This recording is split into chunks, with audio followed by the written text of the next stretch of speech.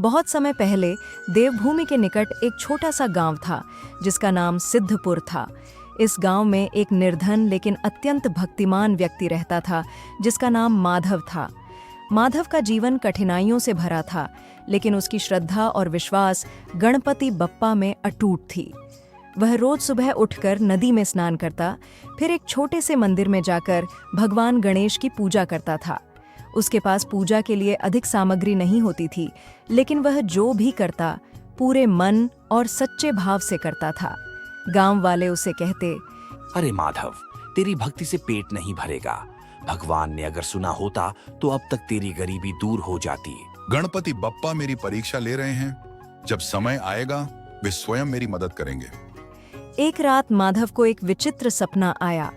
उसने देखा कि स्वयं भगवान गणेश उसके पास आकर कह रहे हैं, माधव, कल सुबह सूरज निकलने से पहले नदी के किनारे आना। वहां तुझे तेरी भक्ति का फल मिलेगा। माधव की आंखें खुलीं और वह बहुत उत्साहित हो गया। उसने निश्चय किया कि वह सुबह जल्दी उठकर बताए स्थान पर जाएगा। सुबह होते ही माधव नदी किनारे पहुंचा। वहां कोई नहीं था।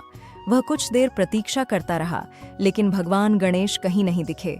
तभी उसने देखा कि एक वृद्ध साधु वहां आ रहा है। साधु बहुत थका हुआ लग रहा था। माधव ने विनम्रता से साधु को प्रणाम किया और कहा, महाराज, क्या मैं आपकी कोई सहायता कर सकता हूँ? बेटा, मैं बहुत भूखा हूँ। क्या तुम मुझे कुछ खाने को दे सकते हो? माधव के पास बस एक सूखी रोटी थी जो उसने अपनी पूजा के बाद प्रसाद के रूप में रखी थी। बिना संकोच किए उसने वह रोटी साधु को दे दी। साधु ने प्रेम पूर्वक वह रोटी खाई और मुस्कुराकर कहा, तुम बहुत दयालु हो माधव। भगवान गणेश तुम्हारी भक्ति से प्रसन्न है। तुम जो भी मांगोगे तुम्हें मिलेगा। माधव को यह सुनकर आश्चर्य हुआ। वह कुछ कह पाता इससे पहले ही साधु वहां से गायब हो गया।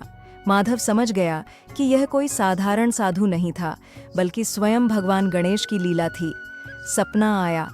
इस बार भगवान गणेश ने कहा, माधव, तेरी भक्ति सच्ची है, लेकिन एक अंतिम परीक्षा बाकी है। यदि तू इस परीक्षा में सफल होता है तो तुझे वह सब मिलेगा जो तूने कभी सोचा भी नहीं होगा। प्रभु, मुझे आपकी हर परीक्षा स्वीकार है।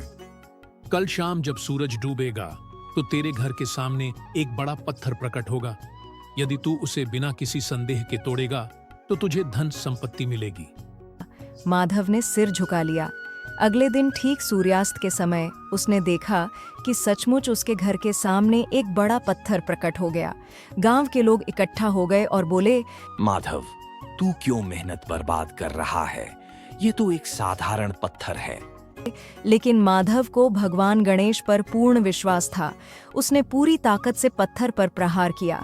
जैसे ही पत्थर टूटा, उसमें से असंख्य स्वर्ण मुद्राएं और रत्न निकल पड़े। गांव के लोग यह देखकर दंग रह गए। तभी अचानक चारों ओर शंख और घंटियों की मधुर ध्वनि गूंजने लगी। भगवान गणेश प्रकट हुए और बोले, माधव, तेरी भक्ति और धैर्य ने तुझे इस योग्य बनाया है कि तू यह धन प्राप्त करे। यह सिर्फ धन नहीं, बल्कि तेरी भक्ति का पुरस्कार है। इसे सत्कर्मों में लगाना और कभी अभिमान मत करना। प्रभु, ये सब आपका आशीर्वाद है। मैं इसे जरूरतमंदों की सेवा में लगाऊंगा। भगवान गणेश ने प्रसन्न होकर आशीर्वाद दिया और अंतर्धान हो गए। माधव ने उस धन का उपयोग गांव के लोगों की भलाई के लिए किया, एक बड़ा मंदिर बनवाया और सदैव अपनी भक्ति में लीन रहा। सीख: इस कहानी से हमें यह शिक्षा मिलती है कि भगवान हमारे धैर्य और भक्ति की परीक्षा लेते हैं, लेकिन यदि हम सच्चे मन से उन पर विश्वास रखें तो वे हमें कभी निराश नहीं करते। गणपति बप्पा की कृपा से हर समस्या का समाधान संभव है, बस हमें उनकी परीक्षा में सफल होना होता है। गणपति बप्पा मोरया।